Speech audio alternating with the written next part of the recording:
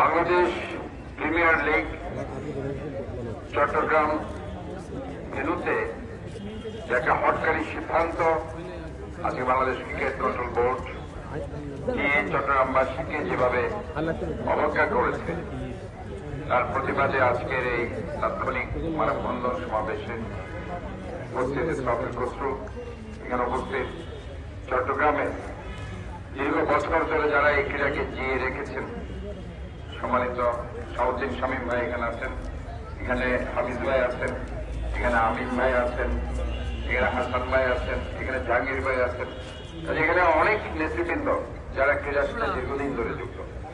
আজকে আলম ভাই আছে, আলম ভাই দিকে আসছেন।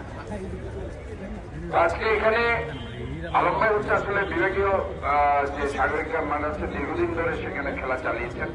তো যাই হোক, এখানে আমি যেটা বলতে চাই, যে স্টেডিয়ামের সামনে আজকে আমরা মানববন্ধন করছি ক্রিকেট ইতিহাসে।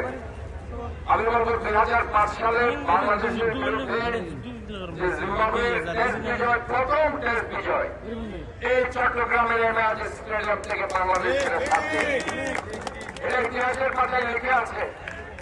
আমি তৎকালীন ওই টিমের স্পোর্টস মেডিসিন কনসালটেন্ট হিসেবে দায়িত্বে ছিলাম। হাবিবুল বাসার তখন ক্যাপ্টেন ছিলেন, সুমন।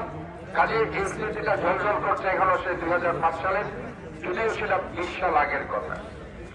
এরপরে আমরা দেখেছি যে সাগরিক স্টেডিয়াম, এই স্টেডিয়ামটি জনাব আরাফাত রহমান কোকো, শহীদ প্রেসিডেন্ট জিয়াউর রহমান, খালেদা জিয়ার দ্বিতীয় সন্তান, উনি সেটা মুক্তিযুদ্ধে 71-এর মুক্তিযুদ্ধের শহীদ বীরশ্রেষ্ঠ রুহুল আমিনের নামে সেই রুহুল আমিনের স্টেডিয়ামটা উনি সেদিন করেছিলেন এবং সেখানে আন্তর্জাতিক অঙ্গনে সমস্ত টুর্নামেন্টগুলো চট্টগ্রামে হচ্ছে এবং চট্টগ্রাম এমন একটি লাকি গ্রাউন্ড, সেখানে ঢাকাতে জিততে না পারলেও চট্টগ্রাম কিন্তু জিতে সেটা প্রমাণ করে দেখিয়েছে যে চট্টগ্রাম সব জিততে পারে।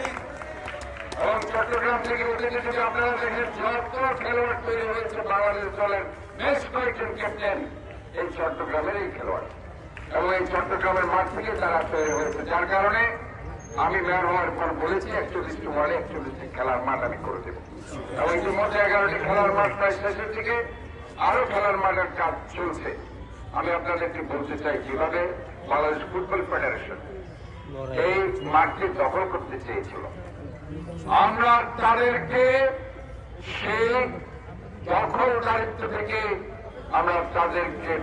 আমরা বলে দিয়েছিলাম এই চট্টগ্রাম জেলা স্টেডিয়ামে কোন ধরনের বাফুফের শুধু ফুটবল এখানে হবে না, এখানে সব খেলায় হবে। সিন্ডিকেটের যে ইভেন্টগুলো আছে প্রায় 50টা না প্রায় 51-57টা ইভেন্ট এই স্টেডিয়ামে হয় এবং এইখানে সবকিছু হবে, এটা আমরা বলেছিলাম। এবং আমাদের এই চট্টগ্রামবাসীর দাবির প্রেক্ষিতে সেদিন বাফুফে তাদের সিদ্ধান্ত পরিবর্তন করতে তারা সিদ্ধান্ত নিয়েছিল